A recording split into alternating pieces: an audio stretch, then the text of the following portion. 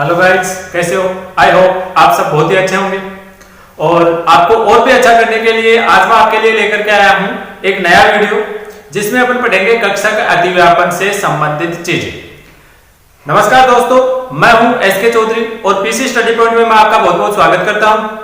और class 11th की chemistry में अपन पढ़ रहे थे वैलेंस बॉन्ड थ्योरी यानी वीबीटी सिद्धांत। वीबीटी सिद्धांत में ही आज मैं आपके लिए दूसरा वीडियो लेकर के आया हूं, जिसमें अपन कक्षकों के अतिव्यापन के बारे में चर्चा करेंगे।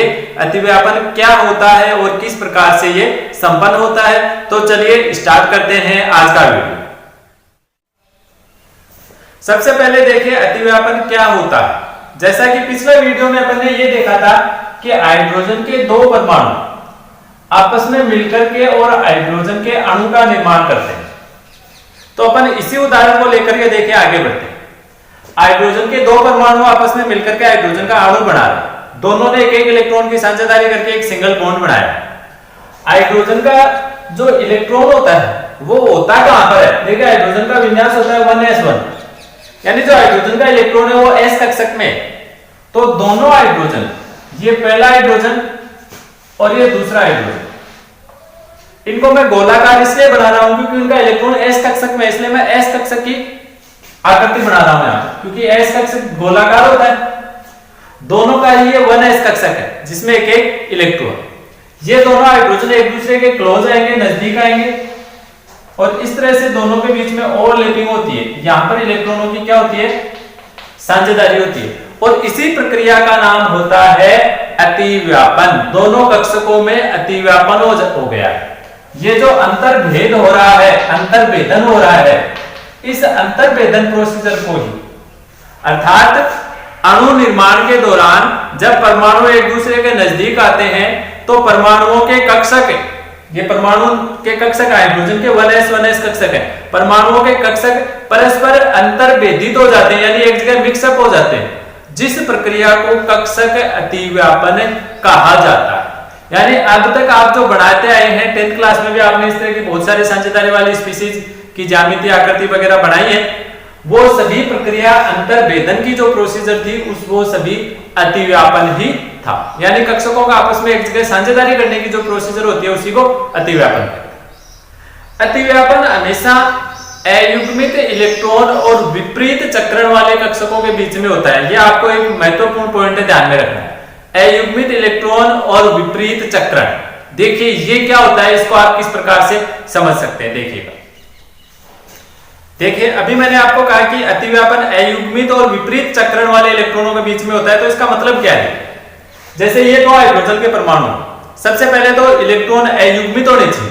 जैसे एक एक इलेक्ट्रॉन भरा हुआ है तो अयुग्मित ही है। अगर दो इलेक्ट्रॉन भरे गए तो ये युग्मित हो गए। तो पहली बात तो इन इलेक्ट्रॉनों की कभी साझेदारी नहीं हो सकती है, युग्मित इलेक्ट्रॉनों की। इनका कभी दूसरे इलेक्ट्रॉनों के साथ अतिव्यापन नहीं हो सकता है, क्योंकि एक कक्षक में अधिकतम दो ही इलेक्ट्रॉन प्रेजेंट रह सकते हैं। तो ये वाला जो कक्षक है अब किसी से अतिव्यापन करने के लायक नहीं रहा है। ये किसी के साथ में अतिव्यापन यानी साझेदारी नहीं कर सकता है। साझेदारी केवल इसी प्रकार के कक्षकों में होती है जिनमें एक इलेक्ट्रॉन पाया जाता है, यानी अयुग्मित इलेक्ट्रॉन पाया जाता है। सबसे पहली बात। दूसरी बात, इन दोनों का चक्रण भी अपोजिट होना चाहिए। जैसे ये वाला इलेक्ट्रॉन अगर क्लॉकवाइज घूम रहा है तो ये इस हाइड्रोजन का जो इलेक्ट्रॉन है वो एंटी क्लॉकवाइज होना चाहिए। उसी स्थिति में इन दोनों का हमेशा अतिव्यापन हो सकता है।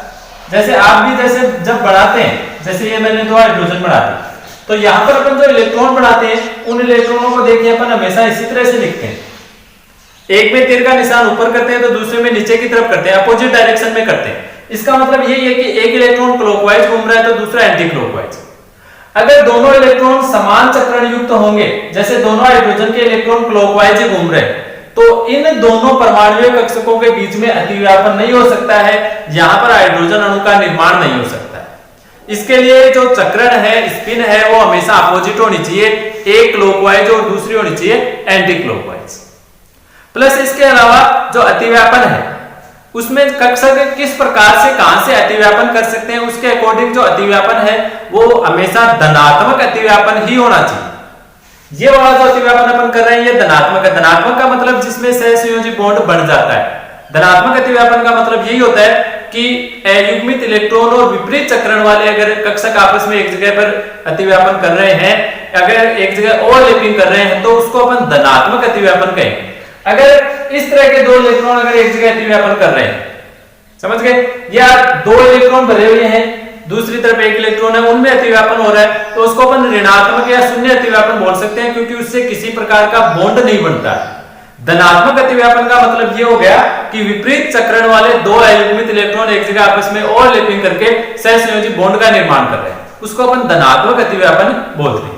देखिए इसको भी अपन मैं आपको चित्र के द्वारा समझाता हूं। जैसे ये मैंने एस कक्षक बनाया है कुछ, और ये डंबलाकार, डंबल के आकार का पी कक्षक होता है, तो ये तो पी कक्षक है और ये एस कक्षक है। यहां पर ये जो प्लस और माइनस के जो चिन्ह लगे हुए हैं, ये इलेक्ट्रॉनों की दिशा दर्शाने के लिए है, न कि कोई पॉजिटिव और नेगेटिव चार्ज होता है, ध्यान रखिएगा। तो जैसे मान लीजिए ये एस कक्षक और ये पी कक्षक, इन दोनों के बीच में अगर अतिव्यापन होता है, तो अगर ये दोनों अगर यहां से एक जगह से ओवरलैपिंग करते हैं, यहां से अतिव्यापन होता है, तो उसको अपन कहेंगे धनात्मक अतिव्यापन। और अगर इन दोनों में यहां से अतिव्यापन होगा तो उसको अपन ऋणात्मक कहेंगे, क्योंकि प्लस और माइनस अपोजिट में हो गया है। यहां पर अगर प्लस माइनस में ये अतिव्यापन होगा ना, तो इसको अपन कहेंगे धनात्मक अतिव्यापन।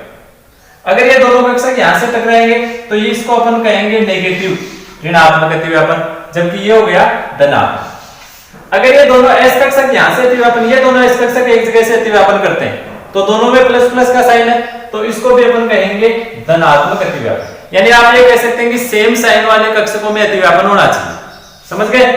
या फिर जैसे ये दोनों पी कक्षक आपस में अतिव्यापन करते हैं,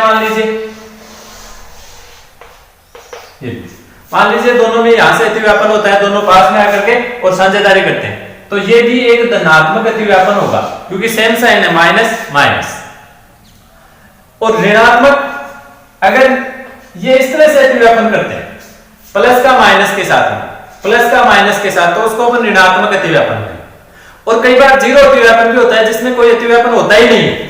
जैसे इस पी कक्षक से मान लीजिए एस कक्षक यहां पर आकर के अतिव्यापन करने का प्रयास करें, बीच में यहां से अतिव्यापन करना चाहिए, तो न तो प्लस और प्लस का होगा, नहीं प्लस और माइनस का होगा, तो उसको अपन जीरो अतिव्यापन कहेंगे।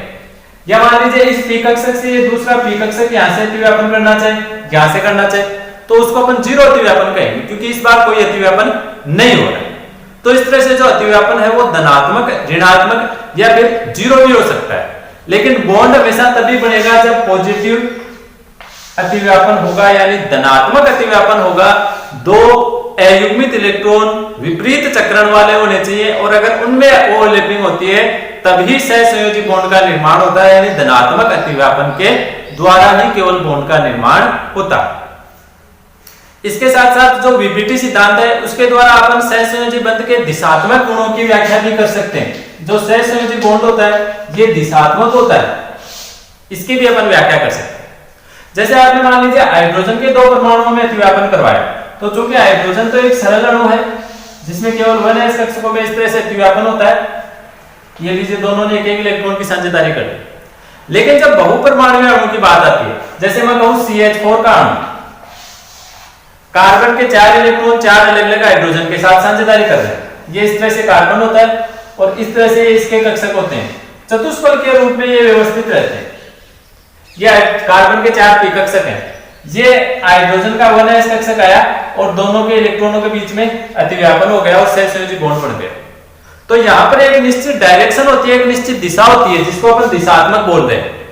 डायरेक्शन इस प्रकार से होती है कि CH4 का जो अणु है ये हमेशा चतुष्फल के ज्यामिति लिए हुए रहता है। ज्यामितियां वगैरह पहले अपन VSEPR सिद्धांत में पढ़ चुके हैं। तो CH4 का जो अणु है वो हमेशा चतुष्फल के ज्यामिति युक्त होता है, यानी ये जैसे एक हाइड्रोजन जुड़ गया तो दूसरा हाइड्रोजन अगर आप इस कार्बन के साथ साझेदारी करना चाहते हैं, मान लीजिए यहाँ पर आप एक हाइड्रोजन की ओर साझेदारी करा रहे हैं, तो वो जो दूसरा हाइड्रोजन है वो फर्स्ट हाइड्रोजन के 109 डिग्री और 28 मिनट के कोण पर ही साझेदारी कर सकता है, क्योंकि वो चतुष्फल के रूप से पहले से ऑलरेडी विन्यासित हो चुके हैं। तो एक निश्चित डायरेक्शन है कक्षकों कि इसके ठीक 109 डिग्री 28 मिनट बाद में दूसरा अतिव्यापन होगा, इसके ठीक 109 डिग्री 28 मिनट के बाद में तीसरा अतिव्यापन होगा और उसके 109 डिग्री 28 मिनट के बाद में चौथा अतिव्यापन होगा। तो एक निश्चित दिशा होती है, यानी जो सहसंयोजी बॉन्ड होते हैं ये दिशात्मक होते हैं। ये वीबीटी सिद्धांत के द्वारा अपन इसको एक्सप्लेन कर सकते हैं। तो ये था अपना आज